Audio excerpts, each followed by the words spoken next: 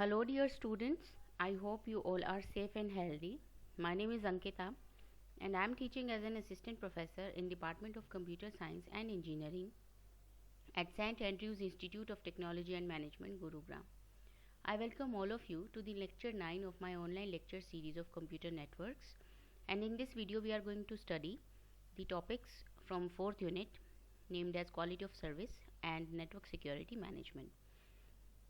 In previous video we studied about remote monitoring techniques, wherein we saw the architecture of SNMP protocol. SNMP stands for Simple Network Management Protocol. So this protocol is responsible for alerting the manager and the agent of the management system about any activity which is about to happen in the network and which is not safe for the network and its devices.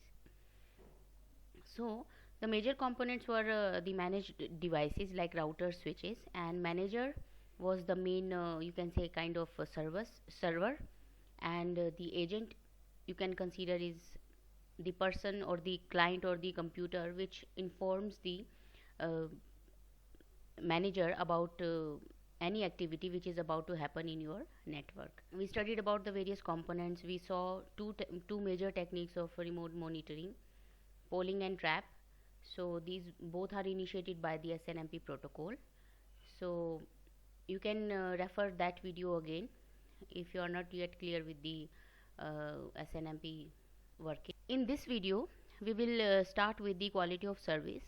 So what used to happen in packet switched general purpose networks, they support all kind of applications and the datas, like including multimedia applications that transmit digitized audio and video streams. And in early days the higher bandwidth was the major issue to send such type of data. This is not an issue even nowadays, but there is more to transmitting audio and video over a network than just providing the sufficient bandwidth. So there are also other services which nowadays has to deal with except the bandwidth. So timeliness is the major issue in such services which we were talking here. Timeliness of delivery is very important for almost all type of data transmission. Consider the example of telephone conversation wherein two participants are sending data to each other, and they both expect to be able to converse in such a way that one person can respond to something said by the other and be heard almost immediately.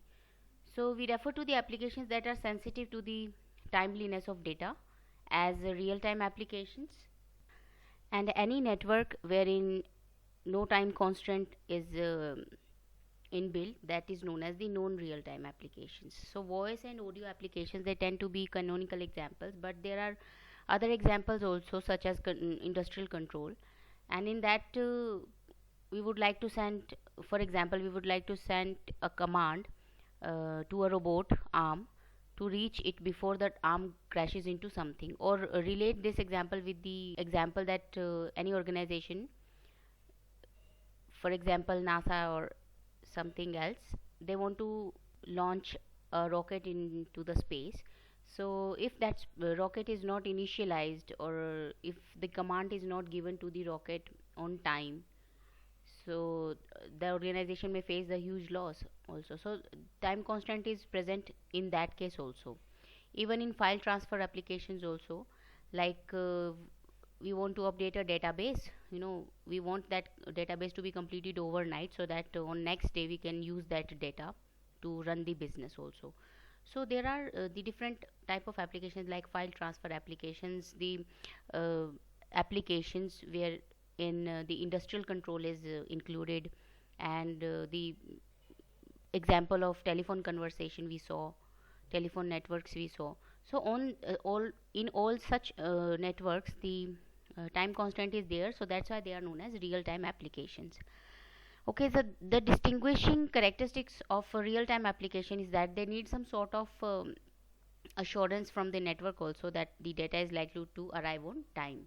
On the other hand, if we talk about non real time applications, they can use an end to end retransmission strategy to make sure that the data arrives correctly, But such strategies cannot provide timeliness, and if data arrives too late, then retransmission is the only case which you can use. Okay, because there is no time constant, so if data is not arrived at the destination within the specific time, then the source retransmits it.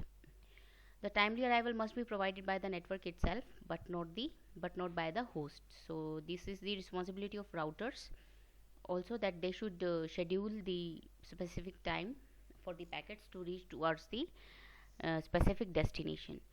So hereby we conclude that we have two types of model. First one is best effort, and the second one is service model. In best effort model, the network tries to deliver your data but makes no promises and leaves the cleanup operation for the host part only, and is not sufficient for the real time applications. Whereas in service models, the applications need the higher assurance, so that for that they can ask the network that whether the network can provide time constant, or within that particular time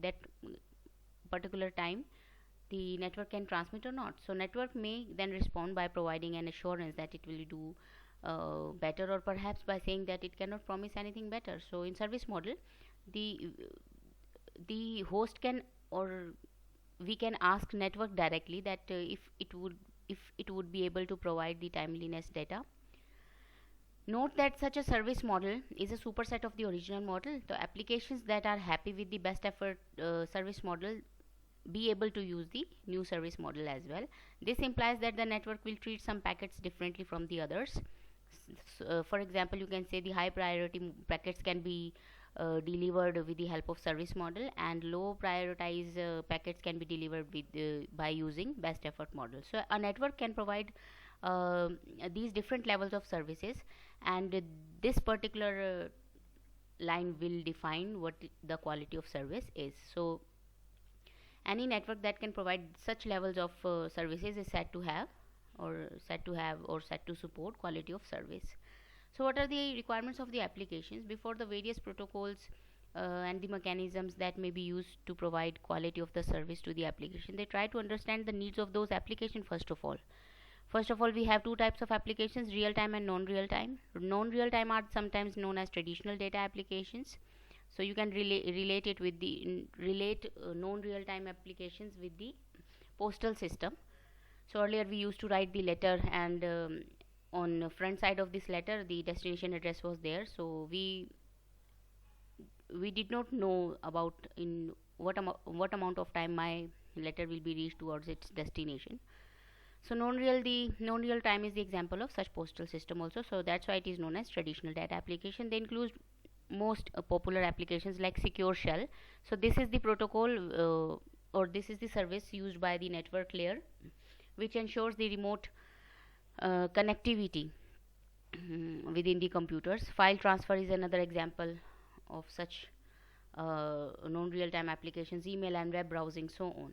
So all these applications can work without guarantee of the timely delivery of data. And another term for non-real time class of applications is the elastic, since they are able to stretch gracefully in the face of increased delays also. So delays are very high in non-real time network applications. So elasticity is the another feature, you can say, of non-real time examples, non-real time networks. So this is the example of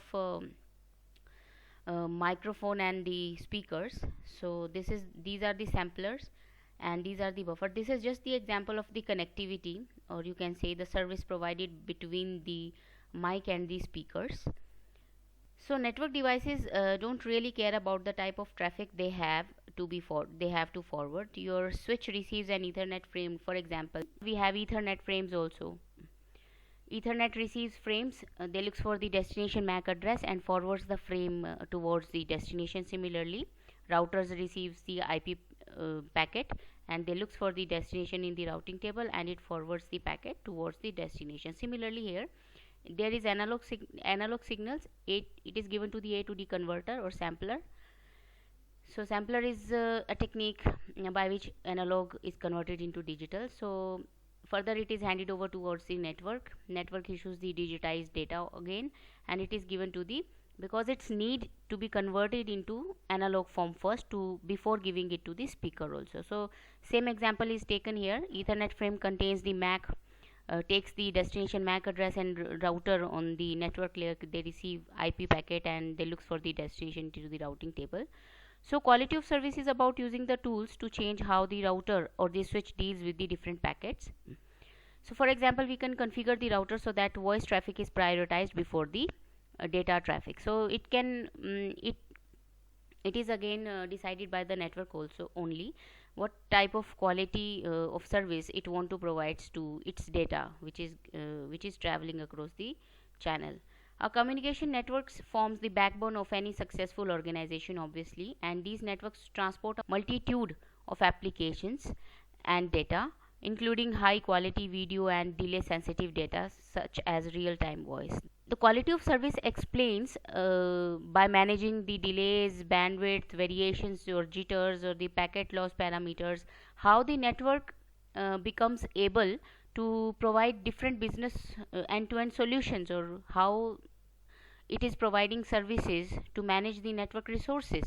So quality of service defines only these things. So approaches to QoS, quality of service support. So there are two types of approaches basically: fine grained approaches and coarse grained approaches. Fine grained approaches which provides quality of service to the individual applications or flows, whereas coarse grained approaches which provides quality of service to the large class or of data or the aggregated traffic. So it coarse grained is provided to the bulk of the or some group of the traffic or the data or the classes, and fine grained approaches provide to the individual applications. Okay, so in the first category, which is fine grained approaches, we find integrated services and a quality of service architecture developed by the Internet Engineering Task Force and often associated with the resource reservation protocol. So this first category basically defines the integrated services, and the second category provides the differentiated services, which is probably the most widely deployed quality of service mechanism these days. So we will see both of them individually. Integrated services or known as INTServe. This is an architecture for providing quality of service guarantees in IP networks for individual application sessions. As I said that the fine grained approaches, they provide the quality of service to the individual applications. So that's why here we are talking about the quality of service that guarantees in IP networks for the individual application sessions. They relies on resources reservation, and routers need to maintain the state information of allocated resources and respond to all new call setup requests. The network decides whether to admit or deny a new call setup. So you can say the integrated service is responsible for handling a particular call or one particular individual application at a time. INTServe or integrated services quality of service components include the resource allocation method, that includes call setup, signaling, traffic, quality of service declaration, and pre-element admission control. One QoS sensitive algorithm, and one quality of service sensitive routing algorithm, and QSPF is another quality of service sensitive routing algorithm, and quality of service sensitive packet discard strategy also. So now we will see the resource reservation protocol, internet signaling, how it works to inform the application about its quality of service. It creates and maintains a distributed reservation state initiated by the receiver and scales for multicast.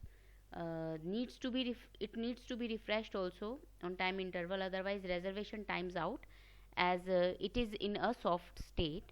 Latest path discovered through path messages and in the forward direction only, and used by the RESV messages, that is reserved direction. How the call admission takes place in this integrated services quality of service: session must first declare its quality of service requirement and characterize the traffic it will send through the network. Second one is R specification, which defines the quality of service being requested, that is what kind of bound we want on the delay and what kind of packet loss is acceptable, etc. And T specification defines the traffic characteristics like business in the traffic. A signaling protocol is needed to carry the R specification and T specification to the routers where the reservation is required. And routers will admit calls based on their R specification and T specification, and based on the current resource allocated at the routers on other calls. So this was the resource reservation protocol, which works in for the call admission in these particular phases. So second service is the differentiated services, which is also known as coarse grained approach of the quality of service. In this differentiated service, it is a stateful solution first of all, in which each flow does not mean a different state, and it provides reduced state services, that is maintain state only for longer granular flows rather than the end-to-end flows that try to achieve the best of both worlds. So intended to address the following difficulties with the integrated services and RSVP. This section introducing the two possible difficulties with the integrated services and RSVP, on the basis of which the differentiated services came into existence. The flexible service models. InServ has only two classes, want to provide more qualitative services classes, and want to provide the relative services distinction.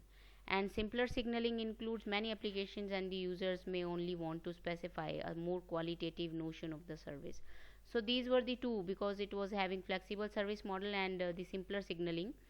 It was replaced with the differentiated services. And streaming live multimedia is on the other hand the issue. Examples like internet radio talk show, live sporting event, streaming playback buffer can lag tens of seconds after and still have timing constraints. Interactivity fast forward is impossible, but rewind and pause is possible. So these were the issues faced by the integrated services, and to overcome or to ignore these problems, the differentiated services were used. So what is the need of quality of service? For video audio conferencing that require bounded delay and loss rate, we need quality of service. Video and audio streaming that requires bounded packet loss rate, it may not be so sensitive to delays. Time critical applications, real time control, wherein real time control is present, in which bounded delay is considered to be an important factor. And valuable applications should be provided better services than less valuable applications. So two types of quality of service solutions are there: stateless and stateful. Stateless solution says that routers maintain no fine-grained state but about the traffic. One positive factor of it is that it is scalable and robust, but it has weak services, as there is no guarantee about the kind of delay or performance in a particular application which we have to encounter. So stateless means the routers do not maintain any fine-grained status about the traffic. Okay, and in stateful solution, router maintain per flow state, as flow is very important in providing the quality of service. So the coarse grain approach was also based on this particular type of the solution.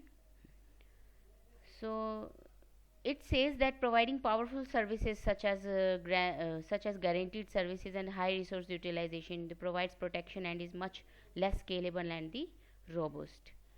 So quality of service tools include classification and marking, queuing, shaping and policing, congestion. Classification and marking says if we want to give certain packets to a different treatment, we have to identify and mark them. If we want to prioritize the packets according to their use, that which is less important, which is more important, so we can classify them and mark them.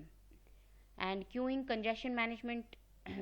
Instead of having one big queue where packets are treated with FIFO, first in first out, we can create multiple queues with the different priorities.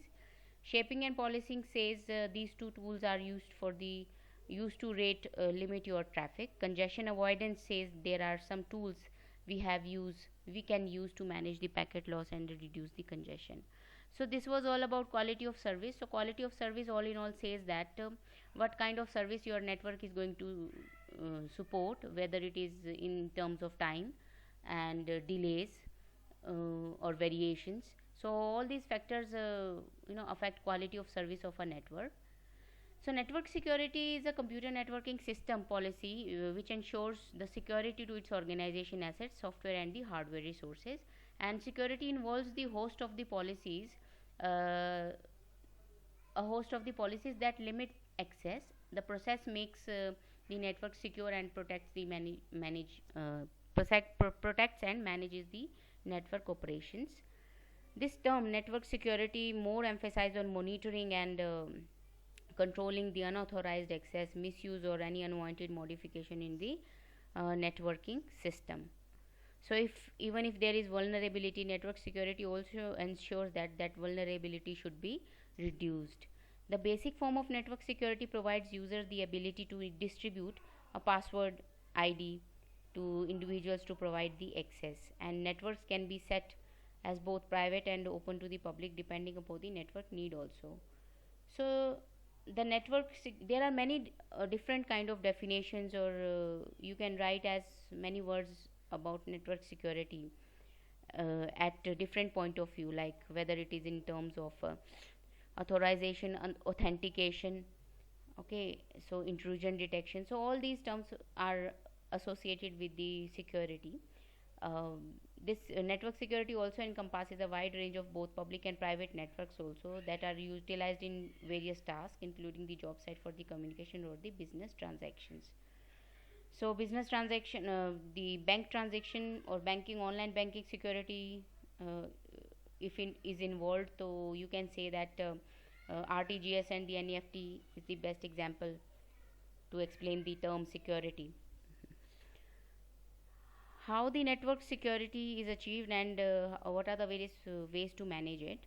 The network security management says, whether it is public or private, is a set of policies or the routines or procedures that is implemented by the networking system to shield the network from the unauthorized access, denial of computer services, interruption in running, etc. That is known as network management, network security management. And it also emphasizes on round the clock monitoring of the network to prevent the system from virus attacks and the other misuse or the modifications in the database. Need for the network security, yes, of course, because we have a large network in our organization and all the sensitive data reside on that on that network. The network security is of big concern.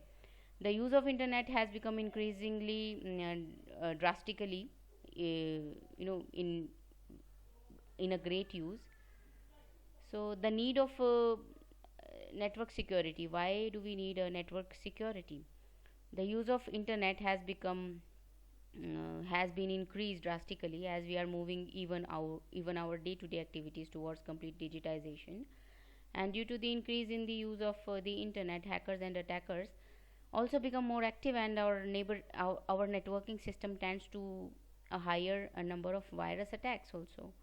So we do payments from the this internet, through this internet, or through the various apps which are connected through the various apps which are connected to the internet. So the network security is very much required these days. Okay, so first is to secure the information from the unauthorized access, and second is to provide the security to the data stored at the PC or the laptops, not only for the individual networks but also on the shared or public domain networks. The need for information security is based on the following points: to protect the information against the unwanted access, and to safeguard the data from any inappropriate delays in the route, followed to deliver it to the destination at the desired periods of time, to guard the data from the undesired attendant, to guard our hardware with the hard disk, like hard disk PCs, laptops, from the attacks of malware or the viruses, etc. Because we keep all the sensitive information in our apps, in our mobile phones or the computers or laptops. To prohibit a particular user in the network from sending any mail message in such a way in which it appears to the receiving party that it has been sent to some third party. Protection from hiding the Protection from hiding the identity of the original sender of the resource message. To prohibit a particular user in the network from sending any mail a message in such a way in which it appears to the receiving party that it has been sent to some third party. So to protect our PCs from the software which is installed can harm our system as hackers do, and to safeguard our system from Trojan horses, worms, etc., which can completely destroy our system. So network security types are of following types. First one is antivirus, anti-malware softwares. So in this section you have to elaborate all the current scenario security softwares or security types which we face in our day-to-day life. First one is antivirus and anti-malware software. The protection software that is used to shield our system from virus like Trojan horse, worms, etc., is an antivirus or anti-malware software. The software scans the system and the network for the malware and Trojan attack every time when a new file is introduced in the system, and it also detects and fixes the problem it founds with any infected data or with a virus. Data loss prevention says the MNCs or the large scale organization, they maintain the confidentiality of the data and resources by making sure that their internal information will not be leaked out by any of the employees of the company to the outside world. So this is done by deploying the data loss prevention technology in which the network administrator restricts the employees access to the information to prevent it from sharing to the outside world, or by blocking the ports and sites for forwarding, uploading, or even printing information. Email security, the attackers can induce the virus or the malware in the network by sending through emails in the system. So therefore a highly skilled email security application which can scan the incoming messages for the viruses, and it's capable of filtering suspicious data and controlling the outflow of the messages to prevent any kind of information loss in the system. So firewalls are very important devices or systems you can say nowadays. These are integral part of any networking system. They act as a wall between the two networks and between the two devices, and it is basically a set of predefined rules which are used to prevent the network from any unauthorized access. These are of two types of software firewalls and hardware. Softwares are installed in the system to provide the shield from various types of attacks to the network, and hardware firewalls act as a gateway between the two networking systems so that only a particular predefined user or the traffic can access the network and its resources. Intrusion prevention system says it is the network security system which contains some set of rules, and by following them you can easily figure out the threats and then block them as well. Mobile security, the cyber criminals can easily hack or attack the mobile handsets with the data facility on the handsets, and they can they can enter into the devices from many unsecured resources linked from the website. So it is necessary to install any antivirus on our devices also, and the people should download or upload the data from the reliable resources, okay, that too from secured websites only. The network segmentation says for the security point of view, a software based organization will segment their crucial data into 2 or 3 parts and keep them at various locations and on several resources on the devices. So network segment is another technique to keep your data which is highly private or secured, which should be kept secured, that on the some other segment of the organization which is not to be able to access by every employee of the organization. So only few authorized person can access that segment. This is done in the worst case if the data at any location is corrupted or deleted by the virus attacks. Okay, so web security is another network security type which says to provisioning limited access to the websites and the URLs by blocking the sites which are more vulnerable to the viruses and hackers. Thus it is basically concerned with the controlling the website threats or web based threats. VPN, virtual private network, is a system which says, or is a network in association with using the encryption method for authentication and floating data traffic. over the internet to a remotely connected device or network. So IP security, IPsec, is the most commonly used authentication process these days. So these were the network security types, and how we can make our system and network safe. So these are the possible key parameters. By applying in the network, we can keep our system or network safe. So first one is set up the strong passwords. We all have the passwords or the patterns in our mobile phone, so that any unauthorized person cannot directly access it.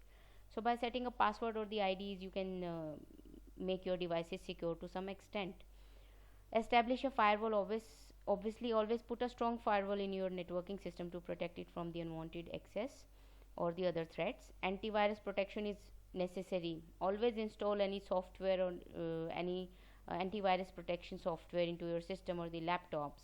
This software will scan, spot and filter the infected files, and also fix the problem that arise due to the virus attacks in the system.